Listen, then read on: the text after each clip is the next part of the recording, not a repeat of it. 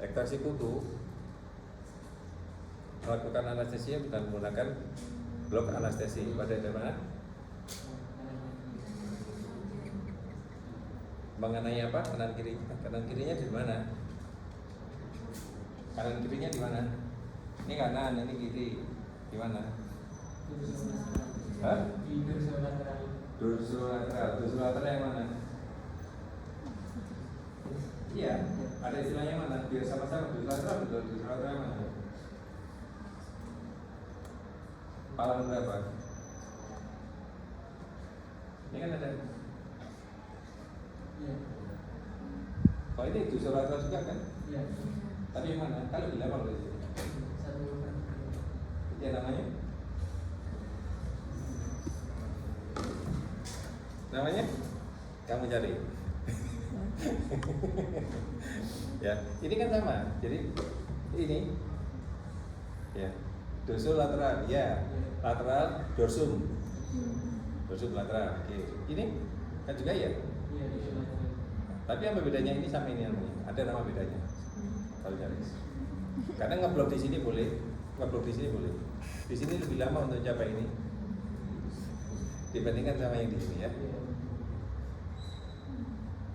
PR tata kono shop kabar pagi Rabu ya. Oke, lakukan anestesi di situ. Kita menggunakan spetnya adalah spet.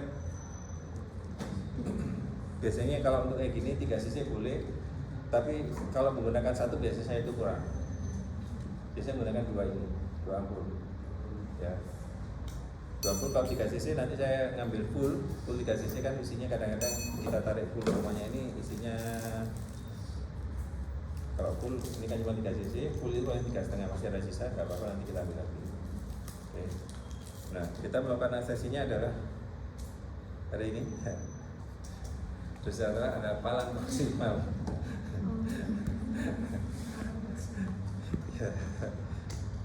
Ya, pernah ini sek, masukkan gini sampai menyentuh pada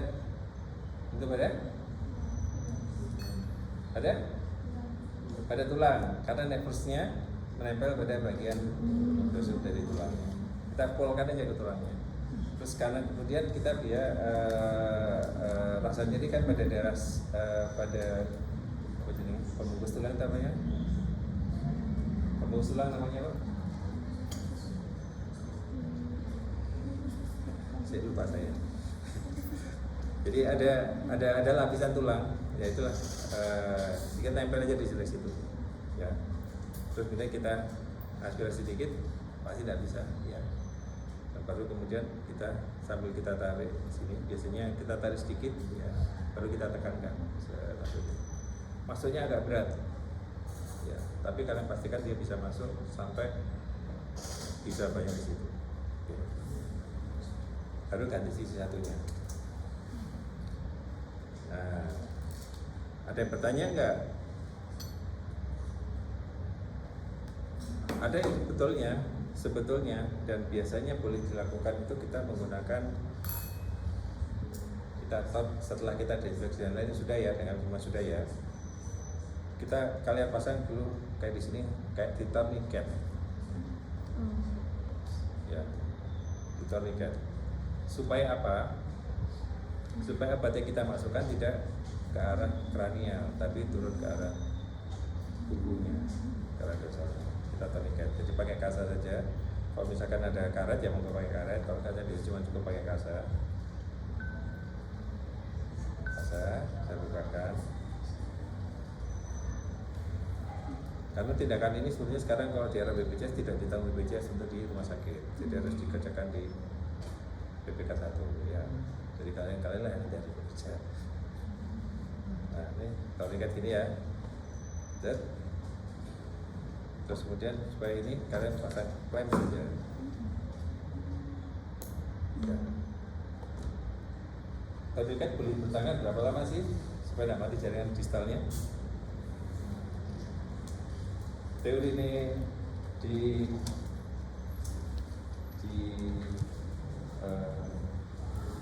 kasus emergensi ada pendarahan di apa sini BTLS kan sudah ada BTLS kan basic trauma support belum masuk terus sebelum masuk FK karena tentirane ngono di kampus. Oh belum. Beda itu basic trauma support. Jadi kasus kecelakaan di jalan harus kamu lakukan apa supaya pasiennya bisa terselamat nanti di rumah sakit nggak ada. Ya udah. Itu kan aslinya itu kan pengetahuan awam yang harus dilakukan oleh masyarakat awam supaya membantu kita sebagai medis di sarana kesehatan. Misalkan kalau ada orang tertusuk pisau pada perutnya, bolehkah kita cabut pisaunya? Kok tahu? Kenapa jawabannya tidak? Kenapa nggak kamu cabut? Ada pisau bahaya itu. Nah, iya, ya sama kayak gitu. Kalau ada yang menancap, biarkan saja tetap menyancap, segera kirim. Tetapi ya dipastikan apa tidak ada perdarahan aktif pada daerah yang terjadi tadi. Satu lokasinya. Karena kita harus dalam apa, terus kita tidak tahu menggunakan pisau apa. Ya kalau pisaunya lurus, kalau pisaunya rembo itu yang ada gini kita tarik berat ini kan berat yang putus lebih banyak. Kan? Atau pisau kalau sekarang pisau yang gak ada yang suka ke alam lagi, ada yang masih suka hiking. Kan pisaunya macam-macam. Oke, ini kan baru kalian suntik ya. Ini kan tidak lebih tindakan kalian tidak lebih dari 5 menit biasanya. 5 menit. Ini masih aman, ini dipertahankan. Nah, dengan kata-kata nipet ini ya, di sini nggak ada. Ya, ini trip aja supaya nanti obatnya lebih efektif ke sini ya. Ya, saya pasang terlihat. Kalau nggak dipasang juga nggak apa-apa. Tapi kita harus bertunggu supaya nanti teranestesinya sampai jalan ke sini. Dan ini menunggu agak lama. Ya. Oke, selesai anestesi, kita tunggu. Nah, sampai kelihatan. Nah, kalau ekstraksi kuku, kita ambil seluruh kukunya ini semuanya. Kalau seandainya roselplasti, kita ambil sebagian kuku yang malam sakit yang mana, baik yang sisi medial atau sisi lateral. Ya, roselplasti mengambil sebagian daripada kukunya. Nah, kadang-kadang saya untuk mempercepat anestesi bekerjanya, saya tambahkan di daerah sini. Saya tambahkan anestesinya di daerah sini. Setelah sampai dari sini saya tambahkan ini, biar cepat aja, maksudnya biar cepat anestesinya. Karena rasa nyerinya harus kena di daerah nail bed-nya. Ya. Setelah anestesi semuanya, nah ini loh, baru itu kita masukkan. Nih, masukkan sampai ke daerah putihnya kuku ini masuk semuanya. Ya. Begitu ini sudah masuk di sini, barulah kita melakukan pemotongan, menyusuri dari ini. Ya, musik semua. Oke. Setelah selesai semuanya, oke, kita menggunakan klem, ya, klem yang kasar aja. Untuk jangan yang kecil, yang bagus, yang kasar, yang besar, untuk menarik ini. Klem pada satu sisi, ya, diputar ke arah yang sakitnya mana. Bukan ditarik ini, diputar. Jadi putar kayak kita buka kaleng dulu, kalau masih ada kaleng ini kita putar gini. Kalengnya korek kalau itu, nah kita putar aja gini, lihat. Sehingga nanti akan terakut yang misalkan ada inguinal dari sini, kuku yang masuk ke daging ini akan terlepas. Kalau langsung kita tarik gini, kukunya patah. Jadi masih ada sisa itu. Oke, kalau satu preservasi satu sisi, kalau yang ekstraksi kuku dua-duanya. Berarti setelah dari sini diambil, ambil sisi satunya di angka yang sama. Oke. Setelah itu sini dilepas semuanya. Ya. Kalau misalkan masih ada sisa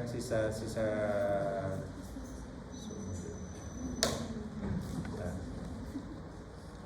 kalau kuret ini saya tidak bisa memakainya karena kuretnya ini terlalu besar ya untuk ini. Tapi kalau bisa agak kecil bisa kita pakai ya. Kuretnya biar habis pakai kuret ini. Tapi kalau saya nggak ada, saya pakai ini ujungnya ini. Ini kan terjepit. Saya pakai kuret di sini. Kita mengangkat. Sini ini sisi. Kalau misalkan ada terlalu jauh di daerah sini, dengan menggunakan mesh, hand mesh, kita buat incisi baji. Incisi baji itu incisinya nanti kayak buat potong semangka. Ini luar atasnya, ini bagian dalam. Nanti baru kita jahit begini. Itu untuk kasus-kasus yang inguinal residik biasanya lakukan seperti itu. Kalau misalkan yang baru biarkan aja, asalkan ininya nanti tidak terlalu buka terlalu jauh. Jadi dengan melakukan incisi baji tadi, saya mengurangi sedikit nail bed yang mengalami kelainan itu, sehingga nanti dasarnya dia akan tidak masuk lagi ke dalam jaringan tepi dari buku. Maksudnya kalau itu, tapi harus dijahit.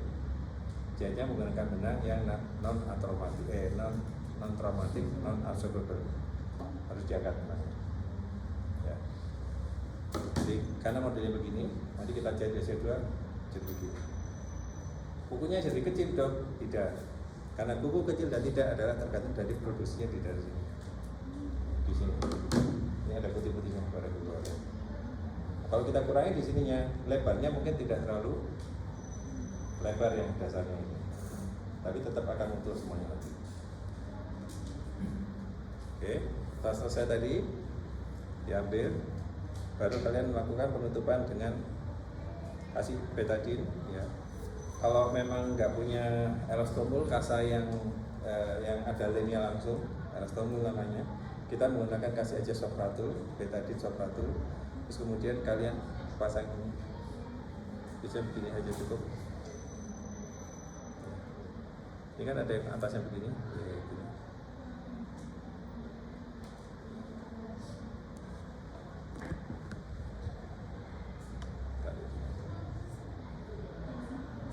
Oke, plasternya mengikat di sininya saja, nggak usah bungkus yang di atas. Jadi caranya kasa itu adalah begini.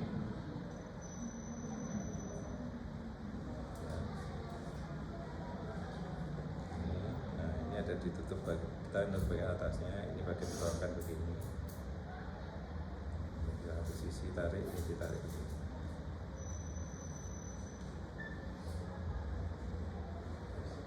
Dasarnya di sini aja. Atau pakai cara yang lain gimana yang enak pokoknya saja menurut kalian. Pokoknya tertutup. Terus ini biasanya dibiarkan selama mungkin 3 hari tidak boleh kena air. Jadi kalau mandi gimana dokter? Ya ditutup sama plastik. Kalau wudhu gimana dokter? Ya sudah ditutup plastik. Wudhu biasa pada kaki yang ini dibasuh saja. Ya. Jadi jangan karena itu sebenarnya tidak sholat loh ya. Loh lah iya. Ya, nanti kalau nggak wudhu berarti kan nggak sholat. Sholat nggak wudhu ya nggak sah juga sholatnya. Jadi wudhu biasa. Pada kaki yang ini cukup dibasuh saja. Dibasuh. Insya Allah sih ya sempurna aja wudhunya. Gitu ya. Kontrol 3 hari, dibuka jahitannya, dibuka perbannya. Cara buka perbannya bisa karena ada lengket, harus kalian basahi dengan NS. Basahin sampai kemudian dia mudah terlepas. Jangan dipaksakan untuk dibuka kalau lengket ya. Harus kalian basahin. Basahin saya benar-benar basah, kemudian mudah terlepas. Karena kalau seandainya terdapat luka kembali, nanti saat dibuka berikutnya lagi ya lengket lagi, nggak sembuh-sembuh nanti. Ya. Jadi membukanya harus butuh kesabaran dan lain. Jadi 3 hari kontrol lagi untuk melihat evaluasinya tadi. Aktivitas biasa. Pokoknya yang penting dalam 3 hari pertama tidak boleh kena air. Biasanya pada hari ketiga setelah kita kontrol itu bisa kita tidak tutup kembali kalau seandainya lukanya sudah baik, tidak ada pendarahan. Misalkan kita pegang permukaannya sini, dia sudah tidak merasa sakit gitu, tapi ngerasa masih karena nggak ada kukunya, pasti akan rasanya akan berbeda rasanya. Pasti akan berbeda. Nah kalau yang seperti itu monggo ditutup kembali. Biasanya cuma saya kasih sopratul atau salep saja yang mencegah terjadinya perlengketan di daerah situ. Entah memakai vaselin atau memakai salep apapun. Kalau salep saya lebih cenderung menggunakan salep mata. Tapi salep mata pasti ada antibiotiknya. Tapi saya pakai salep mata bukan antibiotik yang kita ambilnya, tapi maksudnya adalah salepnya tadi itu akan melindungi ini karena sifatnya adalah hidrofobik, salep hidrofobik, sehingga tidak ada sisanya. Tapi kalau kita menggunakan vaselin, nanti kita sebelum melakukan perawatan berikutnya harus kita bersihkan vaselinnya atau salep kulitnya. Tadi kita harus bersihkan. Kalau salep kulit kan menggunakan vaselin bisa, dasarnya menggunakan vaselin, dasarnya menggunakan krem yang oily, harus kita bersihkan dulu. Nah, saat pembersihan itu kadang-kadang pasien kan nggak nyaman. Nah, sehingga kenapa saya atau beberapa ahli bedah menggunakan salep mata. Tapi intinya bukan antibiotiknya loh ya. Intinya bukan antibiotiknya kita gunakan, tetapi menggunakan itu untuk melakukan supaya nanti perawatan lukanya dia tidak nyeri. Kalau menggunakan dressing lainnya boleh silakan mau pakai apa. Oke, selesai. Perlu resepnya apa? Yang pasti adalah anti nyeri, antibiotik, kondisional. Kalau ada infeksi kalian berikan antibiotik, kalau nggak ada infeksi cukup anti nyeri saja tanpa antibiotik. Oke, selesai. Ada pertanyaan?